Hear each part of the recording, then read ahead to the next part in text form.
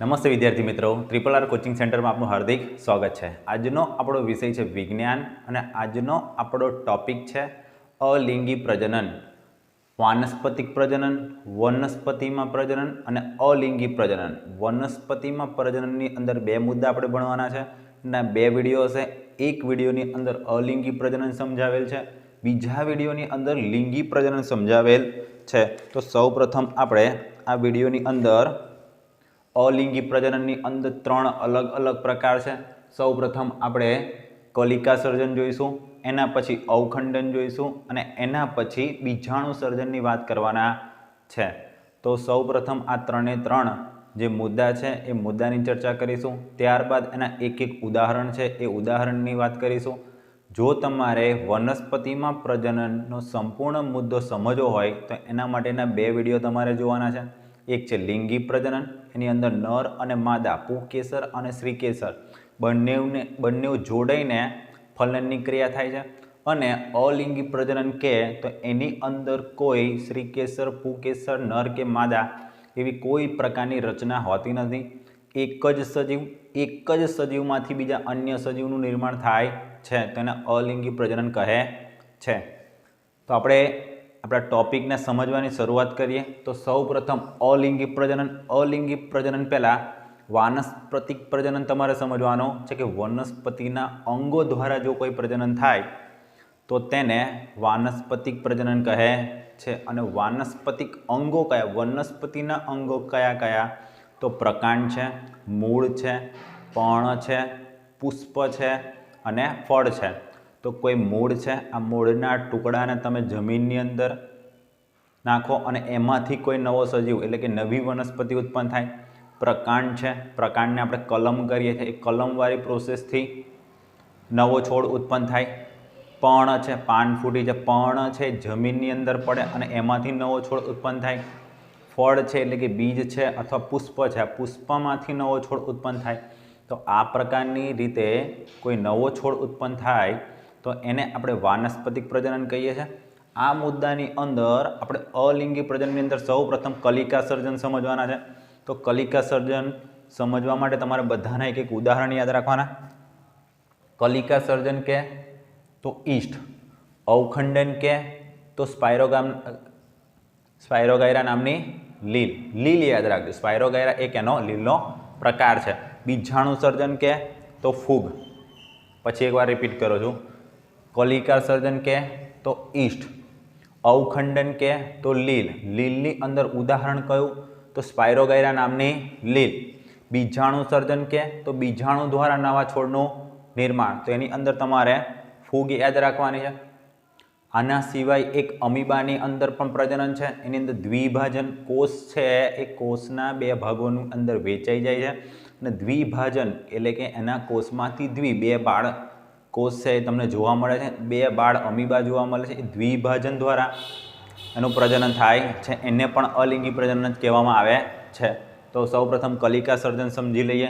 હવે આ જેટલા પણ અહીંયા આગળ સજીવો છે, વનસ્પતિ છે, આ બધા સૂક્ષ્મ સજીવો જેના આપણે નરી આંખે જોઈ શકતા નથી। આ દરેક સજીવને જોવા માટે તમારે માઇક્રોસ્કોપ કે ઇલેક્ટ્રોનિક માઇક્રોસ્કોપનો જરૂર પડે છે અને એ માઇક્રોસ્કોપની મદદથી તમે આ દરેક સજીવનો અવલોકન, અભ્યાસ કરી શકો છો। પરીક્ષણ કરવું હોય તો પણ કરી શકાય। અહીંયા આગળ આપણે જોઈશું એક અવલોકન કરી શકાય, એના વિશે વધુ માહિતી તમારે જોવી હોય તો પણ તમે એની પરથી લઈ શકો છો।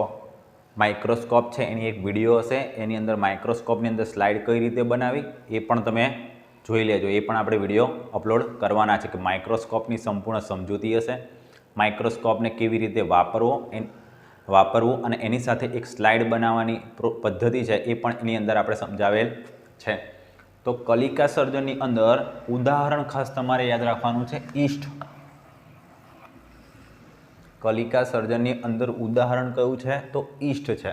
હવે કલિકા સર્જનની અંદર ઈસ્ટ છે કેવો સજીવ છે? તો એક કોષી સજીવ છે, માત્ર ને માત્ર એની અંદર એક જ કોષ હોય એ પ્રકારનો એ સજીવ છે। કોષના મુદ્દાની વાત આપણે કરેલી છે, પછી એની વ્યાખ્યાની માહિતી આપી દઉં તો સજીવનો રચનાત્મક અને સજીવનો ક્રિયાત્મક એકમ જો કોઈ હોય તે કોષ છે। કોષની શોધ 1662 રોબર્ટ હુક નામના વૈજ્ઞાનિકે કરેલી.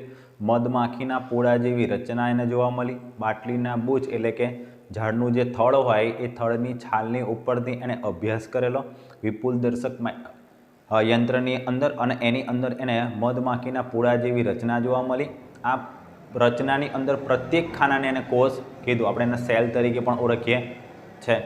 તો સજીવનો રચનાત્મક અને ક્રિયાત્મક એકમ જો કોઈ હોય તો એ કોષ છે. બીજી એની વ્યાખ્યા જોવા જઈએ તો સજીવનો પાયાનો એકમ પણ કોષ છે. કોષ ભેગા થઈને પેશી બને છે, પેશી ભેગી થઈને અંગ બને છે, અંગ ભેગા થઈને અંગતંત્ર બને છે, અંગતંત્ર ભેગું થઈને કોઈ શરીર બને છે. પણ જે વનસ્પતિ કે એ સજીવ માત્ર એક જ કોષનો હોય તો એની અંદર પેશી, અંગ, અંગતંત્ર કે શરીરની રચના થતી નથી. આ જે એક કોષ તમને જે દેખાય છે એ જ સજીવ છે, અને એ એક જ કોષમાંથી અન્ય એના જેવો જ નવો કોષનું નિર્માણ કરશે. એને આપણે કહીએ છીએ અલિંગી પ્રજનન. કલિકા સર્જનની વાત ચાલે છે. કલિકા સર્જનની અંદર સૌપ્રથમ આપણે ઉદાહરણ જોયું. તો ઉદાહરણની અંદર યાદ રાખવાનું છે ઈસ્ટ. ઈસ્ટની માહિતી આપણે જોઈ તો એક કોષી સજીવ છે. સજીવ છે પણ કેવો? તો એની અંદર માત્ર એક જ કોષ આવેલો હોય એવો. હવે આ ઈસ્ટનો અભ્યાસ કરતાં પહેલાં ઈસ્ટને શોધવી પડે, એને માઇક્રોસ્કોપની અંદર મૂકવું પડે, ત્યારબાદ એનું અવલોકન આપણે કરી શકીએ છે. તો સૌપ્રથમ તમારે કાચની સ્લાઇડ લેવાની છે. એ સ્લાઇડની ઉપર જ્યાં ઈસ્ટ હોય એવું દ્રાવણ મૂકવાનું છે. એને બનાવવાનું કઈ રીતે? તો અહીંયા આગળ જોઈ લો. તમારે ઈસ્ટવાળી કેક લેવાની, અથવા એનો કોઈ ઈસ્ટ હોય એવો પાવડર લેવાનો, અથવા ઈસ્ટ હોય એવી કોઈ દવા લેવાની છે. હવે એની અંદર 1 ચમચી ખાંડ નાખવાની છે, ગ્લુકોઝ નાખવાનું છે, શર્કરા છે, ગ્લુકોઝ છે, આ ખાંડ નાખવાનું છે. આ બંને જોડાઈને ઈસ્ટના કોષોનું સર્જન કરશે. ઈસ્ટનો પાવડર છે, ઈસ્ટના પાવડરની અંદર ઈસ્ટના કોષ હશે. આ કોષને જેવો ગ્લુકોઝ મળશે, એ ગ્લુકોઝ એટલે કે ખાંડ મળશે, શર્કરાના સંપર્કમાં આવશે એટલે એ કોષોનું વિભાજન શરૂ થઈ જશે, અથવા એ કોષોનું નિર્માણ થવાની જે પ્રક્રિયા છે એ શરૂ થઈ જાય છે. થશે કંઈક આવું. ઈસ્ટ કેક છે, પાવડર છે કે દવા છે, હવે એની અંદર આપણે ગ્લુકોઝને એડ કરીશું, થોડો સમય એને રહેવા દઈશું, ત્યારબાદ એને હલાવીને બંનેને મિક્સ કરીશું. આ મિક્સ કર્યા બાદ જો આપણે અવલોકન કરીશું, એ સ્લાઇડની ઉપર મૂકીને આપણે એનું અવલોકન કરીશું તો આપણને કંઈક આવી રચના જોવા મળશે. આ રચનાનો ધીમે ધીમે વિકાસ થશે, અને જે અંદરનું જે આ કોષ કેન્દ્ર તમને દેખાય છે, આ કોષ કેન્દ્ર છે એનું વિભાજિત થશે. આ એક કોષ છે, એક કોષમાંથી આ રીતે 2 થશે. પછી જે વચ્ચેનો ભાગ છે એ જોડાઈ જશે આ રીતે, એની ઉપર એક, પછી આ કોષ કેન્દ્રનું વિભાજનને 3, 3ની અંદરથી 4, એટલે આવી એક કલિકાઓની એક આખી સાંકળ આપણને જોવા મળશે. હવે અહીંયા આગળ આ જે ઈસ્ટનો કોષ છે, આ ઈસ્ટના કોષની ઉપર જે આ રચના તમને દેખાય છે એને જ આપણે કહીએ છીએ કલિકા. એટલે કે એક કોષ હોય આ રીતે, આ કોષની અંદરથી આમ એક નાની કડી જેવું બહાર નીકળે અને એને આપણે કહીએ છીએ કલિકા. હવે અહીંયા આગળ સમજવાનું કંઈક એટલું છે કે ભાઈ આ કલિકા છે, આ કલિકામાંથી નવી કલિકાનું નિર્માણ થશે, એમાંથી પછી નવી કલિકાનું નિર્માણ થશે, અને એક આખી આવી સાંકળ તમને જોવા મળશે. એને કહેવામાં આવે છે કલિકાઓની સાંકળ.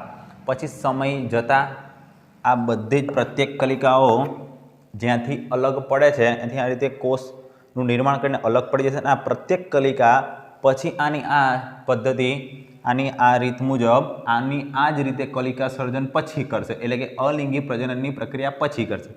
એટલે એકમાંથી અહીંયા આગળ 4 જોવા મળે તો 4માંથી બીજી 4 કલિકા સર્જનનું નિર્માણ થઈને બીજા ઈસ્ટના નવા કોષોનું નિર્માણ થાય છે. એટલે આ રીતે એના કોષો સતત વધતા રહે છે.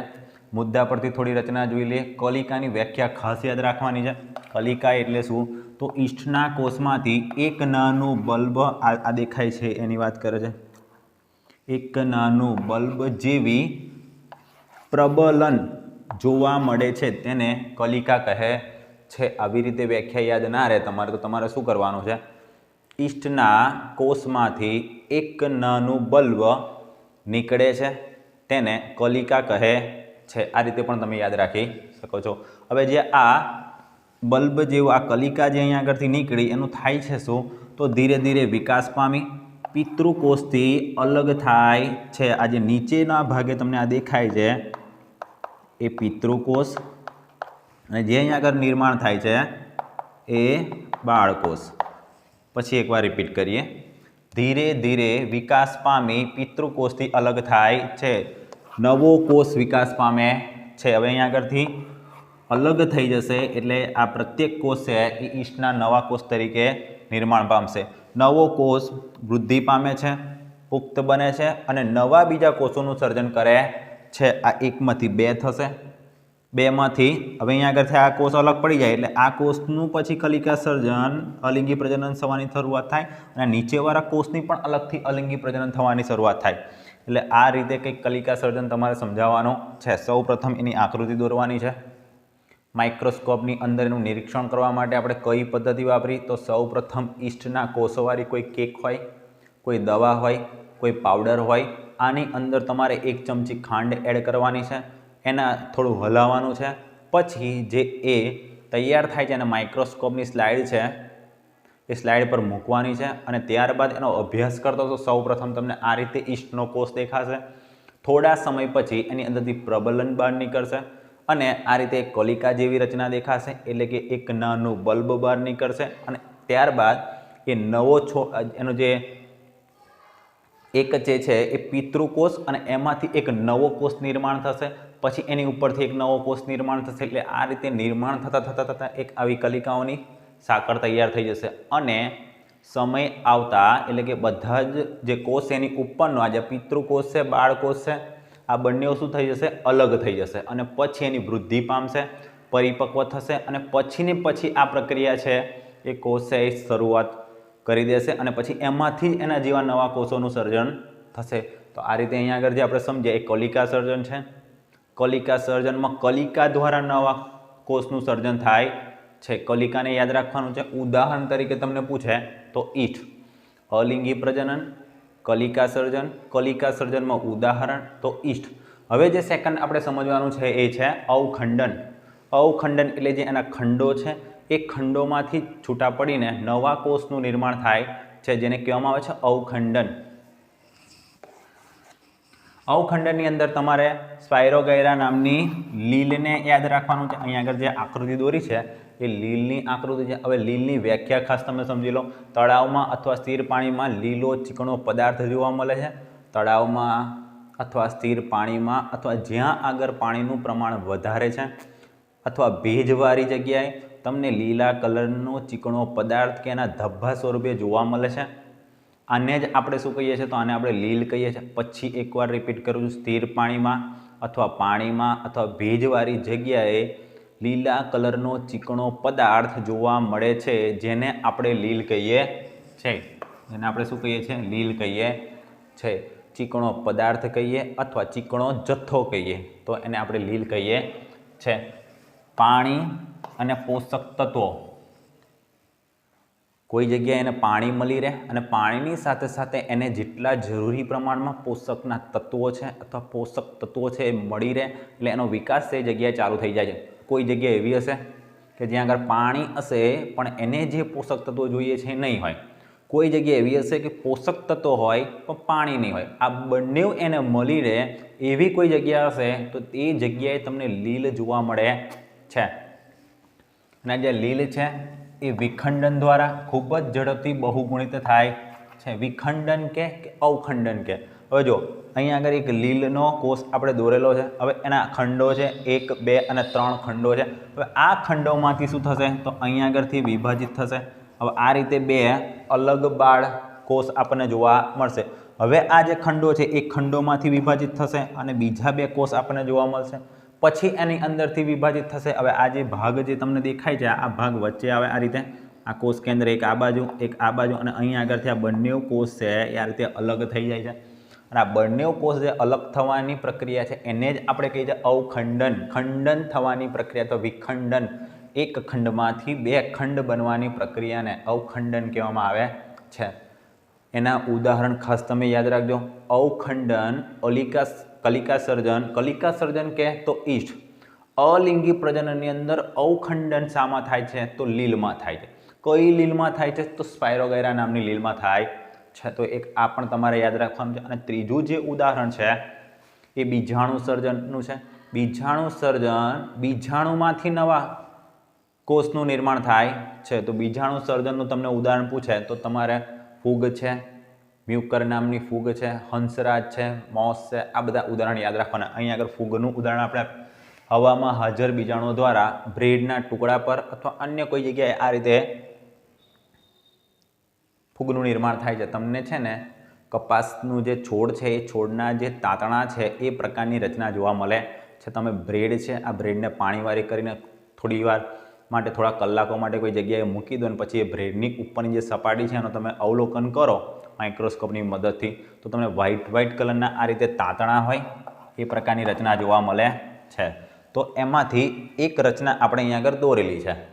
આ જે બ્રેડનું જે લેયર છે, આ રીતે સપાટી છે, એની અંદર એની આ રીતે કવકજાળ હશે, એની અંદરથી બીજાણુ નલિકા હશે અને એની ઉપર આ રીતે ગોળાકાર બીજાણુ ધાની હશે. અને આ બીજાણુ ધાનીની અંદર ઘણા બધા બીજાણુ હશે. હવે અહીં આગળ પહેલાં સિમ્પલ પદ્ધતિ સમજી લઈએ કે ભાઈ આ બીજાણુ ધાની છે એ પૂર્ણ પરિપક્વ થઈ જાય એટલે ફાટી જાય. આ બીજાણુ ધાની ફાટી જવાના કારણે એની અંદર જે બીજાણુ છે એ એકદમ હલકા હોય, હવાના માધ્યમના કારણે ઉડે અને જે જગ્યાએ આ રીતેનું બીજાણુ પડે એ જગ્યાએથી આ રીતે નવા કોષનું નિર્માણ થઈ જાય છે. પછી એકવાર રિપીટ કરીએ, કોઈ બીજાણુ હશે, આવીને કોઈ ભેજવાળી જગ્યાએ પડે છે, એમાંથી એક આ કોષ નિર્માણ થાય છે. કોષ નિર્માણ થતાં પરિપક્વ થતાં એની બીજાણુ ધાની પરિપક્વ થાય છે. બીજાણુ ધાનીની અંદર બીજાણુ હશે અને આ બીજાણુ ધાની પરિપક્વ થતાં તૂટી જાય છે અને એની અંદરથી હવાના માધ્યમના કારણે બીજાણુ ઉડીને કોઈ બીજી જગ્યાએ પડે છે અને એમાંથી આ રીતે મ્યુકરનો ફૂગનો નવો છોડ અથવા નવો કોષ ઉત્પન્ન થાય છે. હવે એના મુદ્દા પરથી સમજી લઈએ. હવામાં હાજર બીજાણુઓ દ્વારા બ્રેડના ટુકડા પર ફૂગ ઉગે છે. ફૂગ અને નામ ખાસ યાદ રાખવાનું છે, મ્યુકર છે. બ્રેડના ટુકડા પર કપાસ જેવા તાંતણા જોવા મળે છે, જે હમણાં વાત કરીએ જ કપાસ જેવા તાંતણા જોવા મળે છે. બીજાણુ મુક્ત થઈને હવામાં તરતા રહે છે. અહીંયા આગળથી જેવી બીજાણુ ધાની ફાટી જાય અને આની અંદર જે આ રીતે બધા બીજાણુ છે, આ બીજાણુ બધા જ બીજાણુ ક્યાં જાય તો હવામાં જાય છે અને હવાની હાજરીમાં હવાની અંદર તરતા રહે છે. જો કોઈ એવી જગ્યાએ એને અનુકૂળ આવે તો ત્યાં આગળ સ્થાયી થાય છે. આ રીતે કવકજાળનું નિર્માણ કરે છે અને ત્યાં આગળ એ ફૂગનો નવો કોષ ઉગવાની પદ્ધતિ છે એ ચાલુ થઈ જાય છે. એને જ આપણે અલિંગી પ્રજનન કહીએ છે. તે હલકા હોવાથી ખૂબ જ લાંબુ અંતર કાપે છે. જોડે જ એના કોષનું નિર્માણ થયું નહીં હોતું, હવાના કારણે ઉડીને ઘણું બધું દૂર જાય છે. આપણે જે લિંગી પ્રજનન જોવા છે એમાં પરાગનયનની જે ક્રિયા છે એ ક્રિયા આની સાથે જોડાયેલી છે. એમાં પુકેસર અને શ્રીકેસર છે જોડાવાની જે પ્રક્રિયા છે, પરાગાશય પર પરાગરજ ને એ પદ્ધતિ આ પ્રમાણેની છે.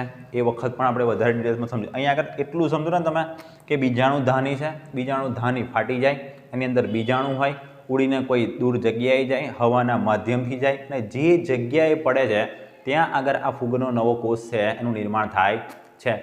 એ જગ્યાએ કોષનું નિર્માણ થાય, પછી બીજાણુ ધાની પરિપક્વ થાય, પછી ફાટે, પછી એની અંદરથી બીજાણુ ઉડીને પડે. એવી જ રીતે જે ફૂગ છે એ તમને જોવા મળે છે. તે સખત રક્ષણાત્મક કવચ ધરાવે છે. હવે આની અંદર જે બીજાણુ છે એ અલિંગી પ્રજનન કરતું મહત્વનું અંગ ગણાય. જેવી રીતે આપણે નર પ્રજનન, માદા પ્રજનન તંત્રની અંદર એના અંગોની વાત કરેલી છે, એવી રીતે અહીંયા આગળ જો બીજાણુ ન હોય તો આ કોઈ પણ પ્રકારે છે એનું પ્રજનન થવાનું નથી. જેવી રીતે કોઈ વનસ્પતિને આપણે ઉગાડવા માટે એના બીજની જરૂર પડે છે, એવી જ રીતે અહીંયા આગળ ફૂગ માટે બીજાણુ છે એ બીજાણુના કારણે જ એના કોષનું નિર્માણ થાય છે, નહીં તો એના કોષનું નિર્માણ થઈ શકે તેમ નથી. ઊંચા તાપમાને અને ઓછા ભેજે પણ ટકી રહે છે. વધારે પડતો તાપ પડે કે ઓછો ભેજ હોય, પાણી પણ તેને ન મળે તો પણ આ ફૂગ છે એ સરળતાથી ઉગી શકે છે. લીલની અંદર એવું નથી. લીલની અંદર તો તમારે પાણીની જરૂર પડે. જો પાણી ન હોય તો લીલ છે એ જગ્યાએ રહી શકે નહીં. આગળ જોઈએ.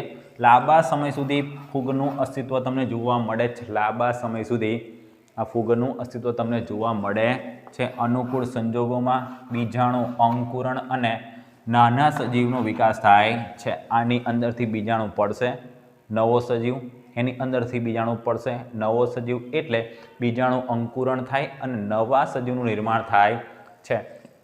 ઉદાહરણની અંદર તમે પૂછે તો હંસરાજ, અને ફૂગ, આ તમારે યાદ રાખવાનો છે.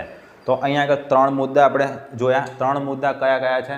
તો કલિકા સર્જન પૂછે તો એની અંદર ઈસ્ટ યાદ રાખવાનું, અવખંડન પૂછે તો લીલ યાદ રાખવાનું, બીજાણુ સર્જન પૂછે તો એની અંદર તમારે ફૂગ યાદ રાખવાનું.